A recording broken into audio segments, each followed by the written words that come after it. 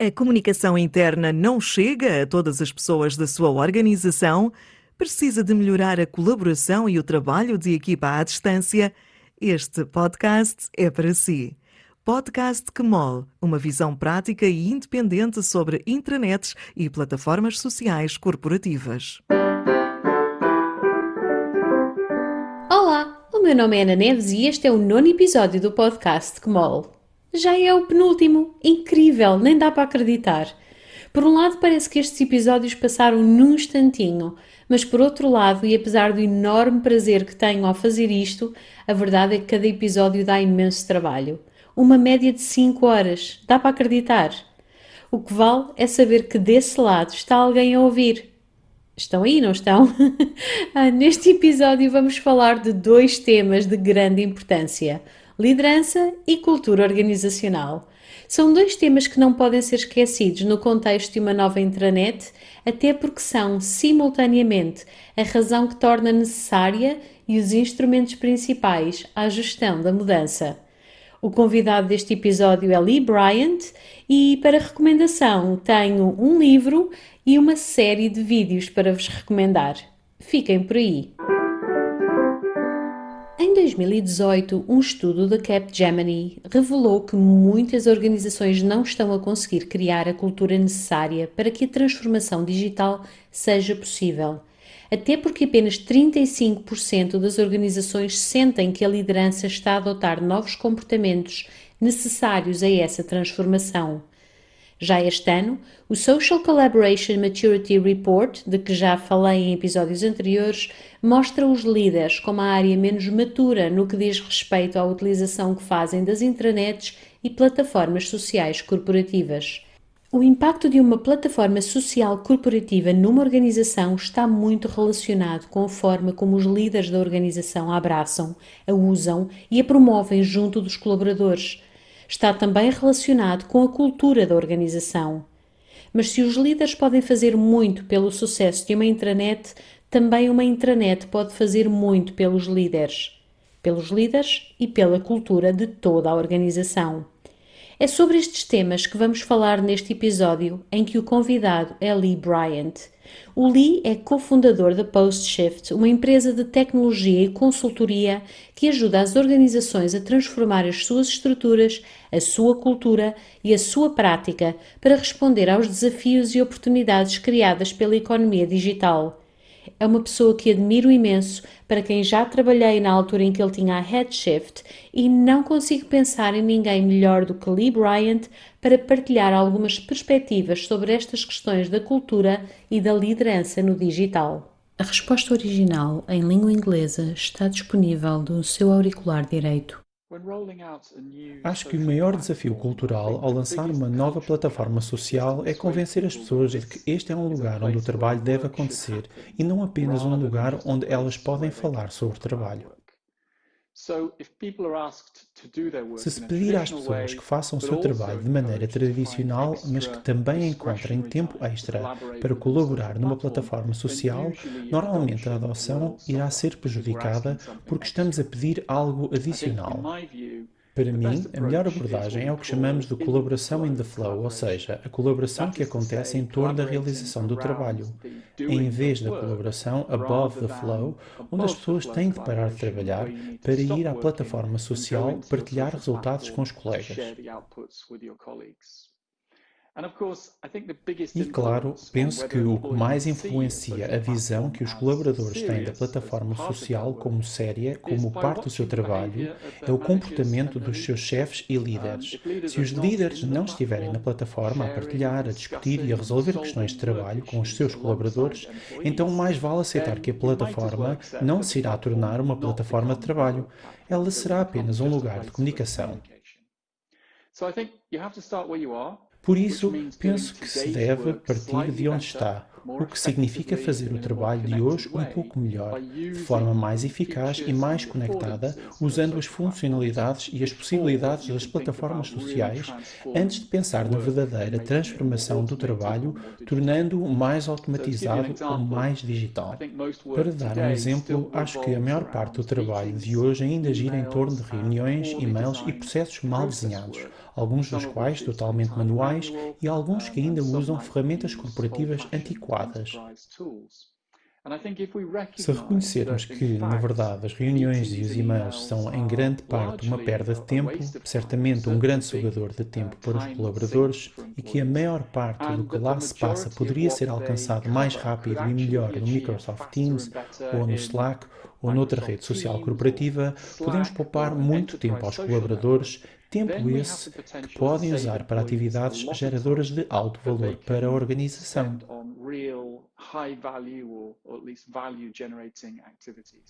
Mas para fazer isso, os diretores precisam de exemplificar a mudança e liderar lá na frente. Ao fazê-lo, podem também usar a sua posição de nós altamente conectados na rede para partilhar informações, ou links, ou artigos que ajudem a equipa mais alargada a entender os seus objetivos e a alinhar o seu trabalho com eles. E na minha experiência, se conseguir que isto aconteça e se conseguir transformar os líderes e diretores em verdadeiros exemplos na nova plataforma social, a adoção tornar-se-á um círculo virtuoso de economia de tempo e melhoria do trabalho, e a sua organização estará no bom caminho para uma mudança bem-sucedida para o Digital Workplace.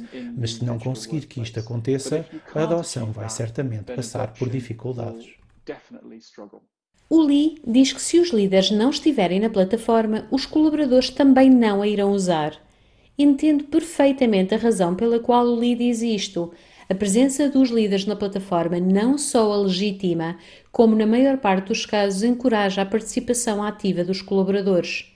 Porém, acredito que é possível uma organização beneficiar muito de uma plataforma social corporativa, mesmo que esta não seja abraçada pelas camadas de liderança, até porque há ganhos tão imediatos para o trabalho das pessoas que elas próprias vão puxar pela plataforma.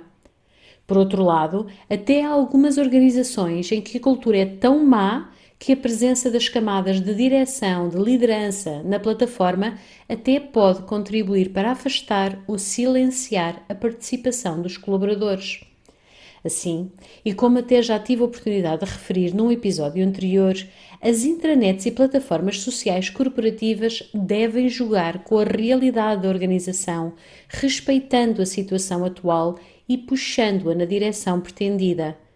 E isso pode passar por disponibilizar uma plataforma social para toda a organização, sabendo que não terá adesão e participação e suporte da direção, mas com uma estratégia de rollout, apoio e comunicação bem pensada que resulte em benefícios para os colaboradores e dê provas à liderança das oportunidades que estão a perder. Tal como João Batista referiu no primeiro episódio deste podcast, não podemos esquecer que muitos diretores, muitos líderes, receiam a transparência e abertura proporcionadas por estas plataformas, pois isso puxa-os totalmente para fora da sua zona de conforto. Isto tem a ver com a sua falta de preparação, as tais competências digitais de que tanto se fala, mas também com a cultura dominante das organizações, cultura essa que contribuiu para que hoje tenham os cargos que têm. Uma subida na carreira muitas vezes assente no secretismo, na competitividade, na desconfiança. É importante garantir que quem está em posições de liderança recebe apoio personalizado para minimizar o receio e desconforto que possa sentir e para que possa ver os benefícios que pode extrair da utilização da plataforma. É preciso mostrar que ali têm um canal para aumentar a visibilidade do seu trabalho e ganhar o reconhecimento pelo seu know-how. É preciso mostrar que a plataforma os ajuda a atingir as suas metas de negócio, os seus KPIs. Resumindo, para conseguir o apoio e participação dos líderes, sugiro 4 ações principais. Número 1. Oferecer um programa para desenvolvimento de liderança digital. Número 2. Criar um contexto em que os líderes sintam que podem errar e falhar em segurança. 3. Ajudar a pensar e criar processos e formas de trabalho que contribuam diretamente para que atinjam os seus objetivos pessoais, profissionais e de negócio.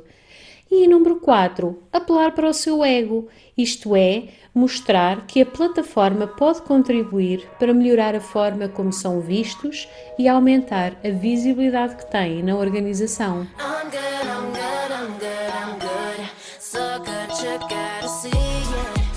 Para além da questão dos líderes, e pegando novamente nas palavras do Lee Bryant, é preciso não esquecer a questão da cultura organizacional. É claro que a cultura organizacional está intimamente relacionada com a liderança, porque os líderes influenciam a cultura, mas também porque muitos líderes são aqueles que foram capazes de surfar a cultura dominante. No entanto, e mais uma vez, se for pensada, disponibilizada, apoiada e comunicada de forma estratégica, a plataforma social pode ser usada para ajudar a cultura organizacional a evoluir numa direção mais favorável aos melhores resultados de negócio e à maior satisfação dos colaboradores. Aliás, não é por acaso que o tema da gestão da mudança surge tantas vezes de mãos dadas com a introdução de uma nova plataforma social. O choque pode ser grande e é preciso preparar a organização, toda a organização. Falamos muito dos líderes porque são menos, porque são responsáveis por equipas e a resistência de um terá maior impacto do que a resistência de um colaborador de apoio administrativo ou de um dos operários numa fábrica. No entanto, uma iniciativa deste género tem obrigatoriamente de entender e respeitar todas as pessoas a quem se destina, percebendo onde estão em termos de competências, o que valorizam, do que é que sentem necessidade, o que é que receiam. E com base nisso, definir estratégias que consigam conquistar estas pessoas.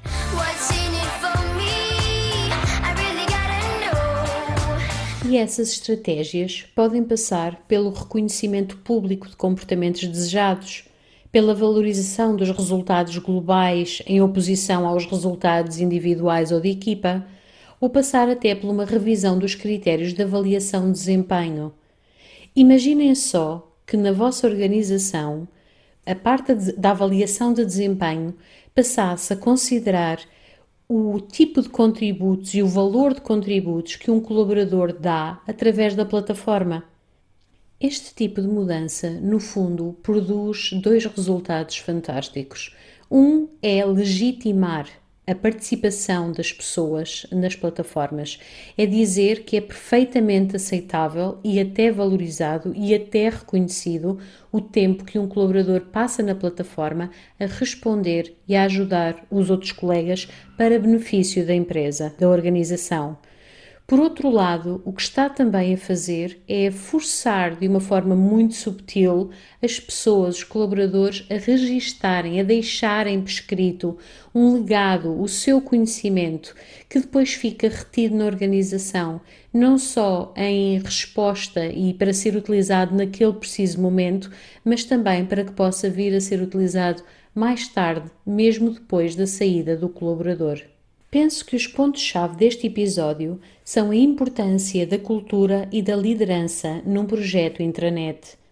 No momento de pensar o desenvolvimento e a comunicação de uma intranet, é preciso ter em conta a liderança e a cultura organizacionais, no sentido de criar estratégias que respeitem o seu estado atual e as convidem a caminhar numa direção de mais abertura, transparência, respeito, confiança, que certamente darão origem a melhores resultados de negócio e ao maior engagement de todos os colaboradores. Passemos agora às recomendações desta semana. Neste episódio gostava de vos sugerir um livro e um conjunto de vídeos.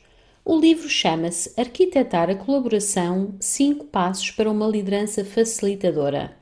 É da autoria de Paulo Nunes de Abreu e, nas palavras do autor, destina-se a todos os gestores e consultores que se queiram aperfeiçoar como líderes facilitadores. Um perfil especialmente crítico nos dias que correm, não concordam? Trata-se de uma edição de autor com algumas fragilidades em termos de apresentação e qualidade de escrita. Ainda assim, vale pela coleção de recomendações práticas e pela forma como apresenta a crescente importância de líderes facilitadores, ou pelo menos conscientes da necessidade de uma cuidada facilitação. A segunda recomendação são as gravações de várias das apresentações da Conferência Social Now de 2019. Foi uma edição dedicada à liderança digital. Pelo palco passaram nomes de referência no panorama mundial, cada um com o seu olhar próprio sobre o estilo de liderança necessário para os nossos dias. O Lee Bryant foi uma dessas pessoas, mas pode também ver e ouvir as apresentações de Catherine Shinners, que até já foi convidada noutro episódio deste podcast, de John Husband, que criou e deu a conhecer o conceito de hierarchy, de Phil Kropp, que nos falou do poder das boas perguntas, e as duas keynotes, a de Celine Schillinger, que questiona o atual estado da liderança, e a de Kenneth Mickelson, que encerrou a conferência com uma apresentação intitulada Leadership. E assim termina este 9º episódio. O próximo episódio, o último, vai ser especial. Vamos contar com contributos de vários profissionais responsáveis pelas intranets das organizações em que trabalham. Vamos ouvir o que é que consideram ser os principais fatores de sucesso para as intranets e plataformas sociais corporativas. Não percam! O podcast QMOL é uma edição da Knowman, uma empresa que desenha estratégias e operacionaliza projetos de partilha e retenção de conhecimento, colaboração e comunicação interna. Se gostou deste episódio, partilhe-o com colegas e amigos e, se ainda não o fez, subscreva o podcast QMOL nas principais plataformas. Este podcast tem edição de Daniela Azevedo, música de André Silva.